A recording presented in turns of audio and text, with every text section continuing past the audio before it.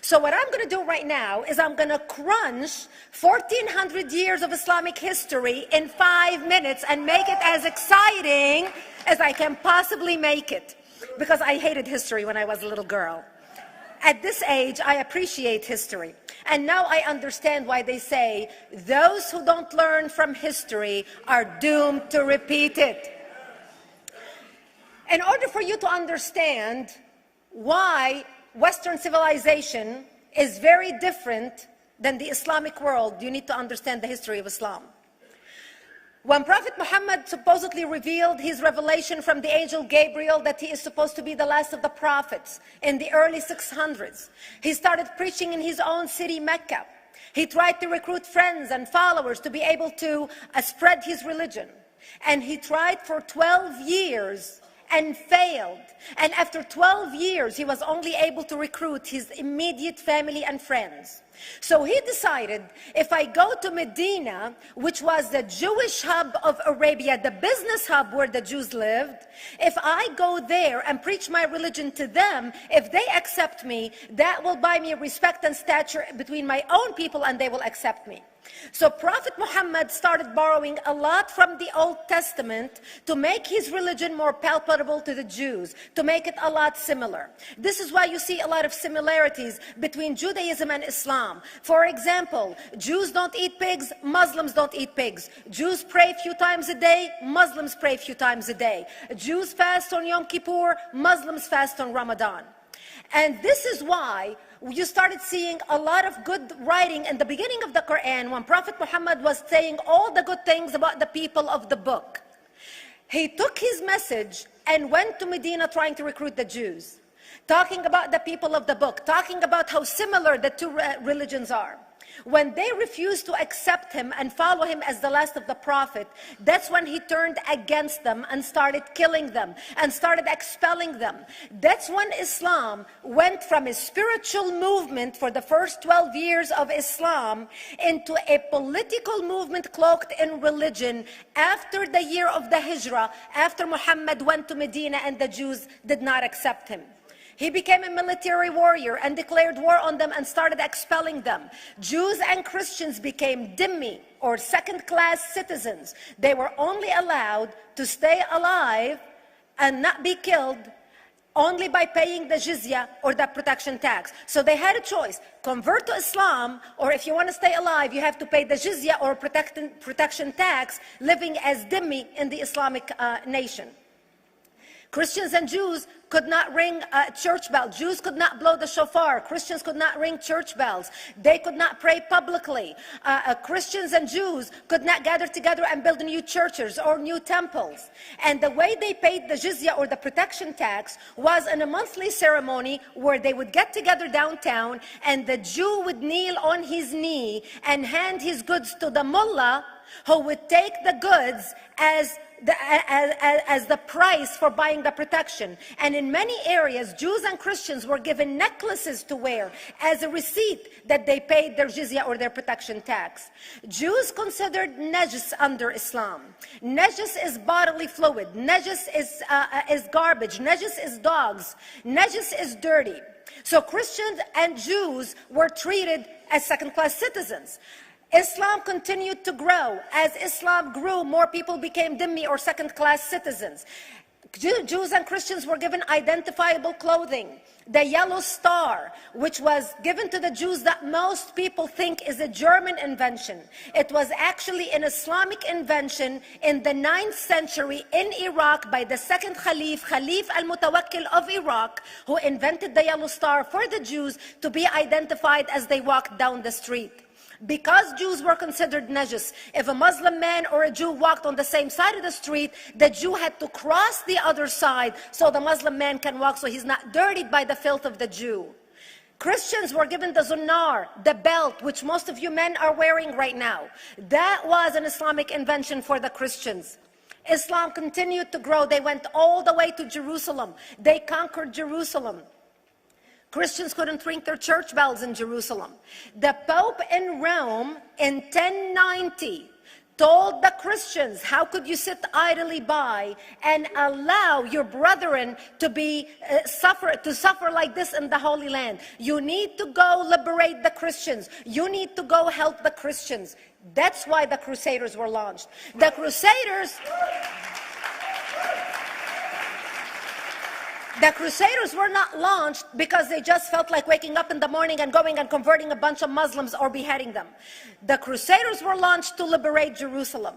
And they were able to liberate Jerusalem for less than 100 years before Salah ad-Din al-Ayyubi, Saladin, took it back, and Jerusalem remained under Islamic control until 1967, when the State of Israel liberated Jerusalem, where Christians, Jews, and Muslims could pray under the same sky.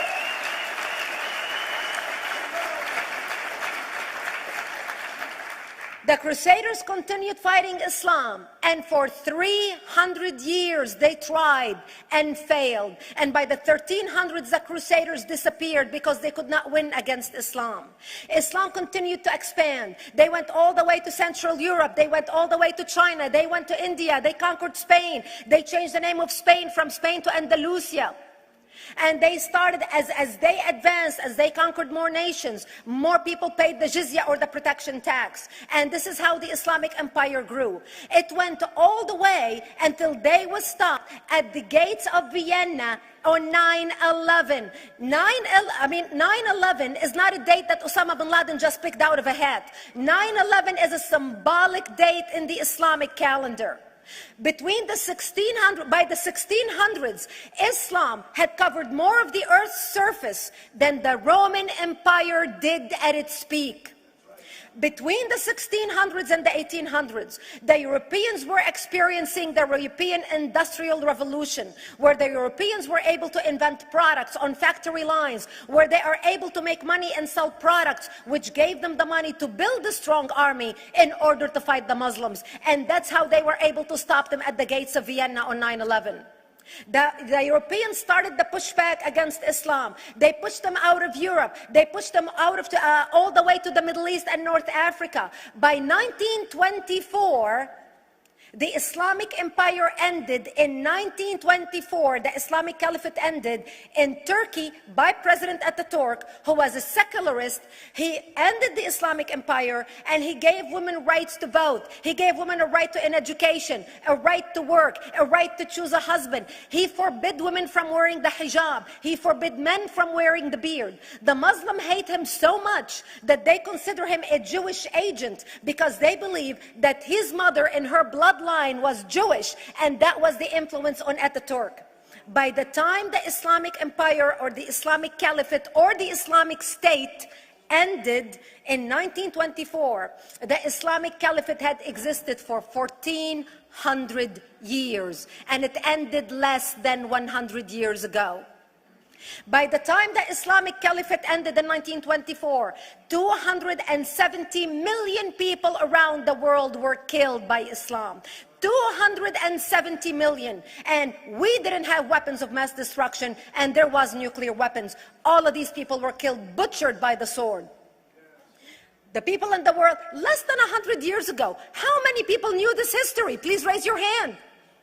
We in America have failed to educate our children about history. We in America failed to educate our population about history. Our children in high school, you take any 17, 16-year-old kid, 18-year-old kid, and ask them about World War II. They can't even tell you what happened in World War II. For them, it's ancient history, and we still have our World War II veteran walking among us. That's how little we know of history. Islam ended in 1924, the Caliphate. People thought the Caliphate will never be resurrected. The Caliphate will never come back. But two things happened in the Middle East in the last century that made the Islamists be able to resurrect the Caliphate. Number one is the discovery of oil in Saudi Arabia, which we were able to discover and were stupid enough to allow them to nationalize it. And the number two that happened was Ayatollah Khomeini coming to power in 1979. That gave the Islamists the money and also the spiritual covering in order to explode on the world stage. And people say, oh, well, the Wahhabis exported their Wahhabi radical religion. The Wahhabis are the name of Wahhab. They're not a different sect of Islam. They follow the authentic preaching of Prophet Muhammad, the way Prophet Muhammad lived and practiced his religion. This is why neither you or me or any infidel can step a foot in Mecca, because as far as they're concerned, we are filth. And as infidels, we're not allowed to step a foot, not President Obama and not anybody else. As a matter of fact, Al-Qaeda used to use Saudi Arabia and its success as an excuse to recruit members, as the example to show them how Allah has blessed Saudi Arabia because of the way they adhere to the tenets of Islam. And today we talk about ISIS. ISIS is not a new invention. ISIS resurrected the caliphate that ended less than 100 years ago. Except we are too ignorant and too uninformed to understand what ISIS is doing and why ISIS is succeeding.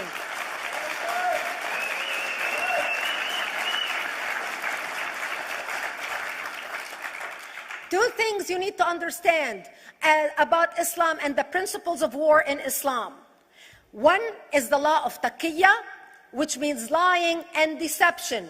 It means that a Muslim man can lay his hand on the Quran and swear that he is telling the truth, knowing that he is lying, but also knowing that the Quran will forgive him because he is advancing the cause of Islam.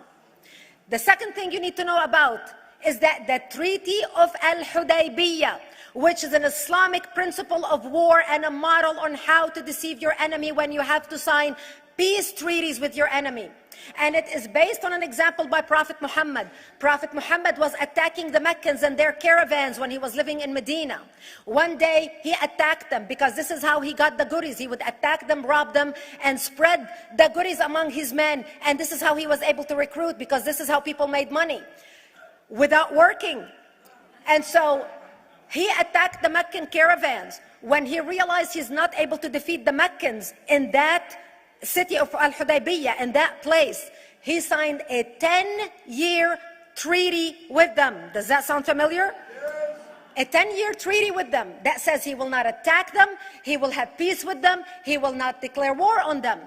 Muhammad used the treaty for 2 years to build his military, strengthen his army, and when he realized he was strong enough to attack his enemies when they least expected it, because they thought they had a peace treaty with Muhammad, he broke the treaty, attacked them 2 years later, and Mecca fell within 24 hours because they were not expecting the attack.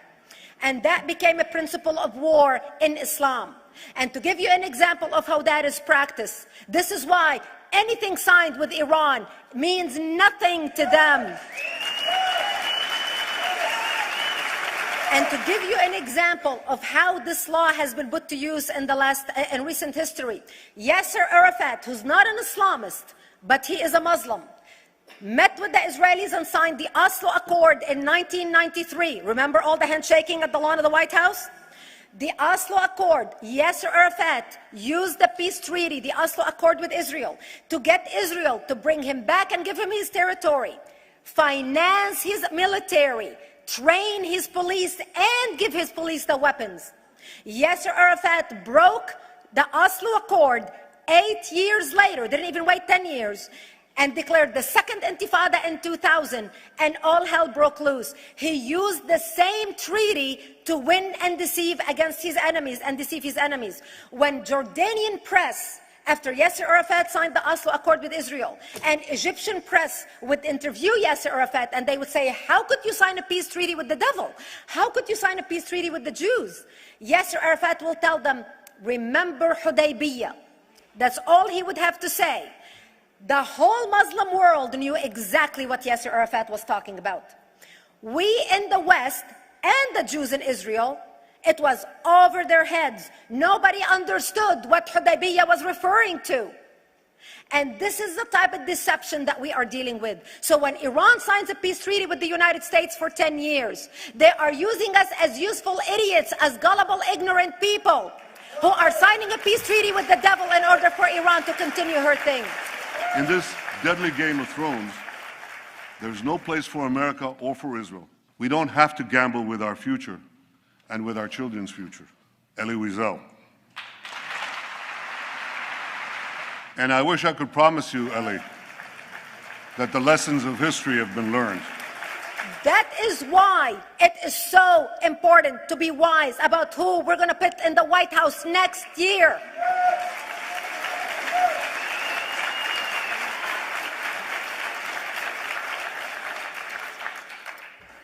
This is why it is very important that whoever we're going to elect next year to office, that the next president be well informed about the history of radical Islam, understand our enemy, understand what ISIS is all about, understand what their end goal is. And this is exactly, people are wondering how come ISIS is having such success recruiting people from all over the world. They exploded all over the world.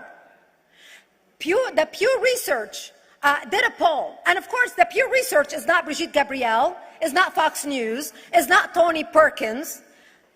The Pew Research did a poll in 2013 when they went around the world and interviewed Muslims from Islamic countries all over the world. And they asked them two questions. Would you like to have Sharia law as the law of your country? And would you like to see the Islamic Caliphate? And remember, this was in 2013, before ISIS. The 5 top countries in the world, in the Islamic world, the 5 top Islamic countries: Indonesia, 204 million Muslims; Indonesia, Pakistan, Egypt, Nigeria, and Bangladesh. 77% of Muslims interviewed in these Islamic countries, 77% want the establishment of Sharia law and want the establishment of an Islamic state. That means 77% of the world, quote, moderate Muslims agree with the establishment of ISIS and what ISIS is doing.